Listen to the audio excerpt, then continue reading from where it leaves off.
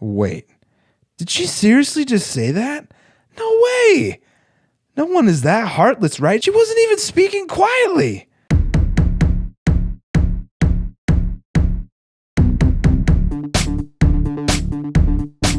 Welcome to I Will Thrive, episode 7. There's nothing quite like a piece of rejection pie. It not only tastes horrible when you first experience it, but all it takes is a little reflection and that nasty taste is right back in your mouth, almost like it never left. Now, rejection, when it's attached to a human that you love or you hope to love, is easily the worst brand. Luckily, even with this worst form of rejection pain, we can all dig in and find inner power. So we just have to tap into the stuff. Once it's found, we can give anybody that doesn't see the value that we add to a relationship a solid, screw you, I'm amazing without you.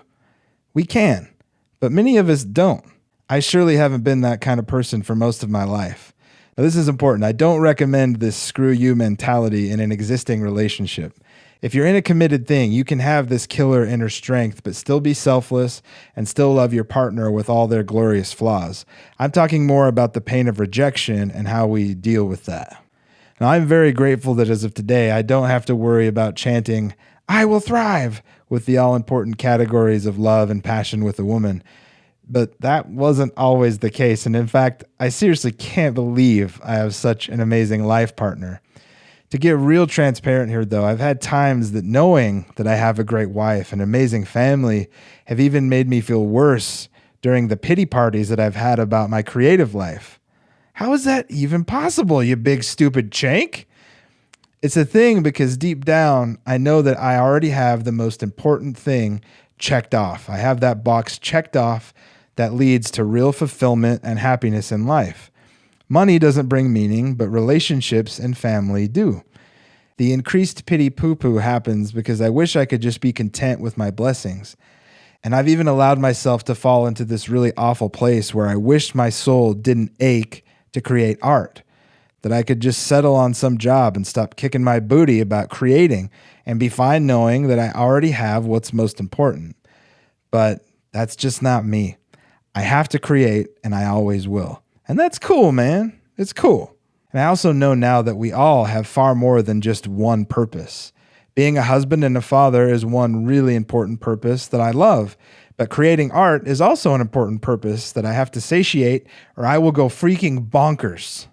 Be very careful about the idea that you only have one purpose. It's led a lot of people on a goose chase where all you catch is a duck, and it's a duck that bites your left ear off and ends up being a follower of Satan.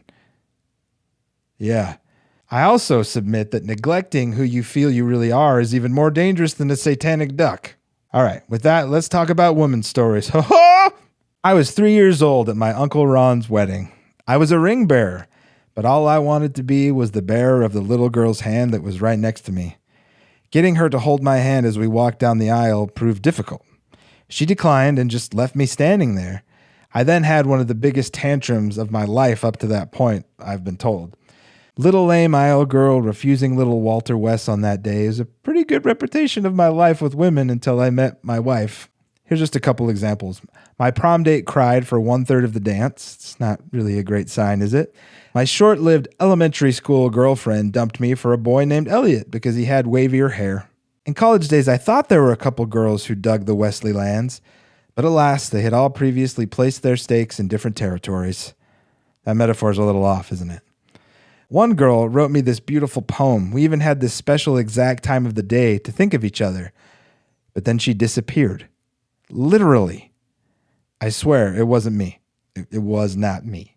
The most epic letdown with girls must have been in high school. Keep in mind how I felt about myself back then. Chubby, poor, unconnected, not terribly useful, horrible student, but an okay friend and son. It was 2 days before a girls' choice dance, a date that I had no intention of going to because obviously all the girls at school knew that I was an uncatch. But to my astonishment, a very beautiful and a nice girl, who I will call Martha Granks, asked me to the date. We had a couple of classes together in previous years, and honestly, I was so excited. I had this glimmer of hope that maybe I had more to offer than I thought. Out here in Utah land, it's a common occurrence for these dates to have two parts. First, the day date, and then second, the dance at school. If it was a girls' choice dance, then the girls planned everything. I don't remember in the slightest what we did for the day date. It was lame for sure. I do remember that I was so nervous, but I felt like it was going well. I made Martha and her friends laugh a few times. Yeah, man, I got this. No, Wes, you don't have anything. Later, Martha picked me up for the dance portion of our date. Oddly, she sat in front with a girlfriend and I sat in the back of the car with the other dude. Suddenly, I felt like I was on a date with the dude next to me more than with Martha. He would have been a way better date for sure. Martha didn't even look at me or talk to me once while we drove to the school, which was like a good 15-20 minute drive. She did manage to fit me into her conversation with her friend up front in a really loving and caring way. My conversation with the dude in back lasted for about 2 minutes and then died. I think he was feeling awkward about being in back with me as well. So we just sat and listened to the girls talk. Martha then started talking about dating. It's just so frustrating. All of the good boys get asked so early before the dance that there are none left by the time I get to asking. Wait, did she seriously just say that? No way. No one is that heartless, right? She wasn't even speaking quietly. I figured I must have misheard. I looked over at my mandate and his expression was a confirmation. He knew that I had only been asked a couple of days before the date. Okay, you can feel a little sorry for me on that one. As you can imagine, this magical Martha moment didn't do wonders for my self-image at the time. You kind of suck, Martha. You would think after all these years of having this super hot and loving wife that an old high school story like Martha and her good boys gone wouldn't bother me at all. But rejection is pain. Check out this study by Dr. Guy Wench, not to be confused with some guy in his wench. That was awful, I'm sorry. Dr. Wench says, rejection piggybacks on physical pain pathways in the brain. fMRI studies show that the same areas of the brain become activated when we experience rejection as when we experience physical pain. This is why rejection hurts so much, neurologically speaking. In fact, our brains respond so similarly to rejection and physical pain that Tylenol reduces the emotional pain rejection elicits. To test the hypothesis that rejection mimics physical pain, scientists gave some people Tylenol before asking them to recall a painful rejection experience. Participants who received the Tylenol reported significantly less emotional pain than the subjects who received a sugar pill. Psychologists assume there's a specific reason for the strong link between rejection and physical pain. We can relive and re-experience social pain more vividly than we can physical pain. Try recalling an experience in which you felt significant physical pain and your brain pathways will go, meh. In other words, the memory alone won't elicit physical pain, but try reliving a painful rejection. Actually, don't do that right now. Just take his word for it. You'll be flooded with many of the same feelings that you had at that time, and your brain will respond much as it did in that time too. Our brain prioritizes rejection experiences because we are social animals who live in tribes. This leads to the next aspect about rejection we often overlook. Rejections send us on a mission to seek and destroy our self-esteem. We often respond to romantic rejections by finding fault in ourselves, bemoaning all of our inadequacies, kicking ourselves when we're already down, and smacking our self-esteem to a pulp.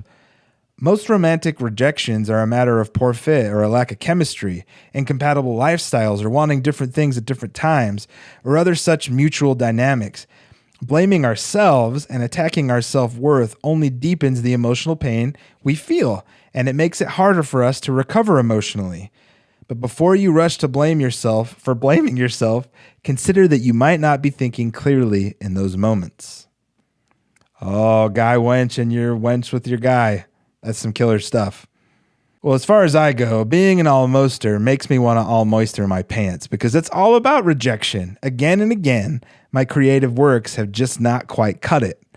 Now, old me would take a long swim in the cold waters of rejection and just wallow in my failure. Today, I'm having fun laughing at my past and thinking of ways that I'm going to thrive into the future. More rejection is guaranteed to come my way, and I welcome it just like I'd welcome my grandma into my home. Come on over, Grandma Rejection.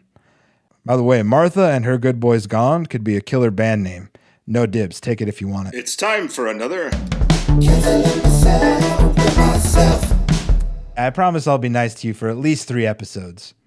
You should probably be nice to me for maybe forever. I'm you. Okay. I thought I could do it, but then there you go, saying something so horrifically stupid again. You might as well just start wearing a t-shirt that says, I am an insecure, silly, silly man. Is that the best you can do? I'm not going to talk to you anymore. Now, what kind of a person would give the silent treatment to themselves? Maybe, don't say it. Prick? Okay, I'm leaving. Good luck with that.